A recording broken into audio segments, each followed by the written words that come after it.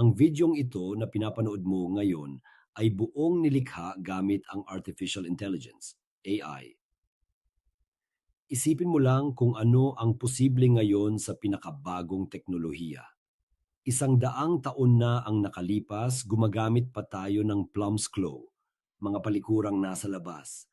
Ngunit ngayon, mayroon na tayong modernong mga banyo na may ceramic na inidoro.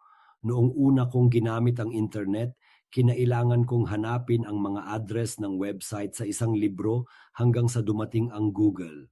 At ngayon, tayo ay gumagawa na naman ng isa pang malaking hakbang pasulong. Ang artificial intelligence o AI ay nasa unang yugto pa lamang nito at ito ay makakaapekto sa atin sa iba't ibang paraan. Maraming trabaho ang magbabago at ang ilan ay papalitan pa ng AI.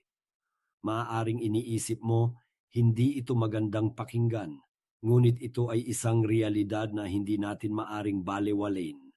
Subalit kung ikaw ay isang taong nais sumabay sa panahon at samantalahin ang mga bagong oportunidad na inaalok ng AI, mayroon kang pagkakataon na matuto pa.